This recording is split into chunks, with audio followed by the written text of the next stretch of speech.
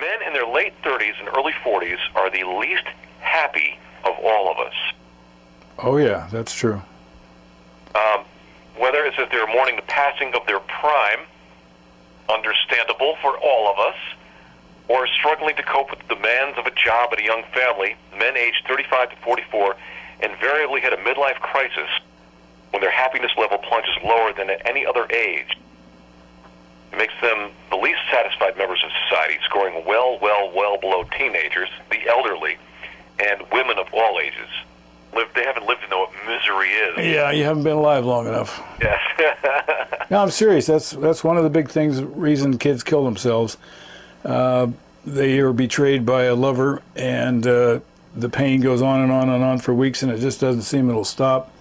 So they end it all. It's like having a terminal cancer to them. This is kids, you say? Yeah, teenagers between 14 and 18. Uh-huh. Yeah, the first betrayal by the first person is so traumatic, and they have nothing to judge it against. Well, in my case, I've been divorced 3 times. It didn't kill me the last time. I might as well do it again. You know, I hate to sound, I don't know, like I know anything. Right. I went through a lot when I was a kid. My parents were both sick, and I took care of them.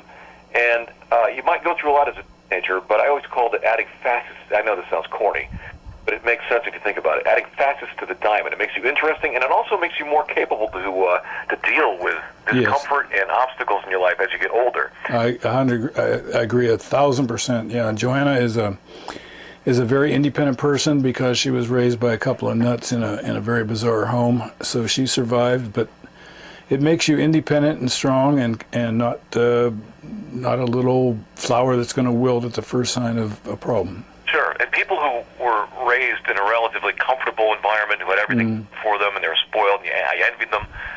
You know, once they got to be in their 20s and 30s, you know, as soon as something happened, whether it was an unrequited love or a divorce or, you know, somebody got sick, they freak out. They can hardly go on. Yes. That's, you know? And yeah.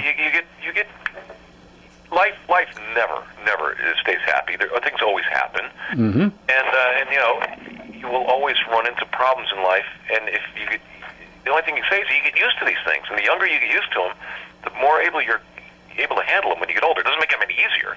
No, it just becomes relative. You know, I mean, everything's relative then.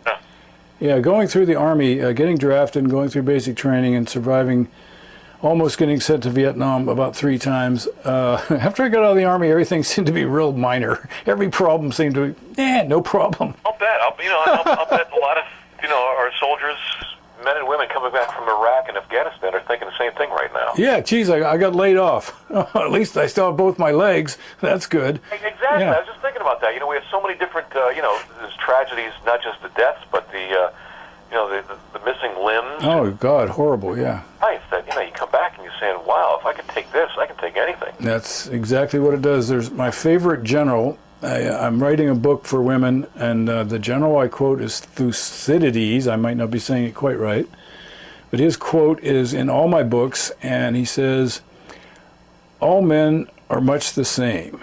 He is best is he who is trained in the severest school. And what he means by that is generals whoop your basic trainees, and the ones who can't take it will be gone, and the ones who survive will be better than the enemy. Well, it's kind of survival of the, I guess. Yes, it is. Yeah. But you stress people, and like we were saying, it doesn't. Then the stress that you face in the future isn't nearly so frightening. You've already been through basic training, so this combat stuff is tough, but it's not nearly as bad as it would have seemed if you had never been in any even mock combat. So they rated their carefree teenage years between the ages of 16 and 24, so that's a little more than teenage years, as one of, if not the happiest period of their lives. Right, that's true. I can understand that. It is. The testosterone is as high as it's ever going to get. You know, your testosterone is high. This is for a guy. Mm-hmm. You know, you know enough about the world to get around independently, but you don't know enough about the world to be upset about its inevitable decline. Mm-hmm. But halfway through their career, satisfaction levels dipped to a low, only rising again once they crested to retirement age. The report found that women are less happy in their teens than men, Women said their worst years were between the ages of 25 and 34, when most women are coping with young children. Got steadily better as they got older, reaching a peak satisfaction over the age of 65. Yeah, that corresponds with everything in the therapy business, every single bit of it. So you're saying that, you're happy in the teenage years, and the happiness goes down, and you're happy again at the age of 65. I had mentioned before we brought you on the air, Don, that maybe that I don't know. I mean, when people reach their 60s, is there the acceptance, the inevitability of the decline of aging and mortality? Is that what it is? It's that combined with there's not much life can throw at you haven't seen before. And my grandmother was 86 when she died, and I would say from 70 to 86, she was the most relaxed, accepting person I'd ever seen and have ever seen, except other older women who have made peace with the world, and they're at peace with the world, and nothing is a big deal anymore. Everything's relaxed. To her, the Korean War was, well, we went through World War II. This will be over someday. Mm-hmm. Researchers found that most people rated, when it applied, their time at college as the best years of their lives. Hear, hear. Mostly followed by their retirement years. Call me crazy, but I think we then should combine them. Yeah, send old people to college. Send old people to college and let them be happy. Yeah, nothing but wall-to-wall beer parties until you die. Now, if we could do that as part of our health care... That's the kind of socialism I'm in favor of. I mean, think about it. Give me my Social Security between 14 and 22, and you can keep it later. I'll party now.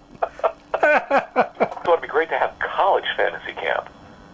And for people in their midlives or later lives, just recreate the college experience, even if you've never been to college. Well, yeah, I agree, because those were my best years. I mean, it was just one never-ending party, and there were more women per square inch than I'd ever seen in my life. It was a smorgasbord of life. Put them in a dorm, and, midnight, there's a ruckus in the hallway, and it's cheerleaders having mattress fights. They're half-dressed with a beer and a pillowcase full of, munchies.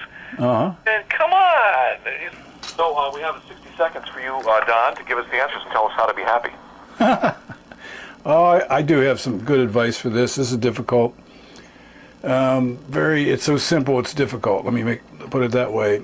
I was watching a video of Kurt Vonnegut just before he died, doing an interview, and they were asking him about this and that, and he said, well, I would say that character is based on my uncle so-and-so, who taught me it's very important that most of us don't take a time to enjoy the few moments when we are happy.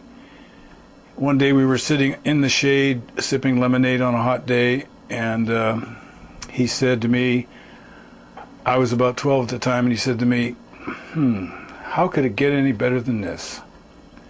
And that's most of us what we do. We dwell on the negative. We forget about the very simple moments that make us happy or are enjoyable. And it's difficult to shift gears and get into the present and enjoy the sun on your face or the wind in your hair, or that song you love playing on the radio and how good it makes you feel. And my particular way of doing this is when I sit down in my office in the morning, I have a big window, I look out and I look at the trees and the sun shining on the trees or the rain hitting the trees, and I sip that first cup of coffee and I go, God, how could it get any better than this? To enjoy it while you can. Yeah, because the rain will fall. Play air guitar where you can still hear the music. That's good advice. That's it. We have to run. Thanks a lot. We'll talk to you next week. Okay, Brian, I enjoyed it as always. I enjoyed it here.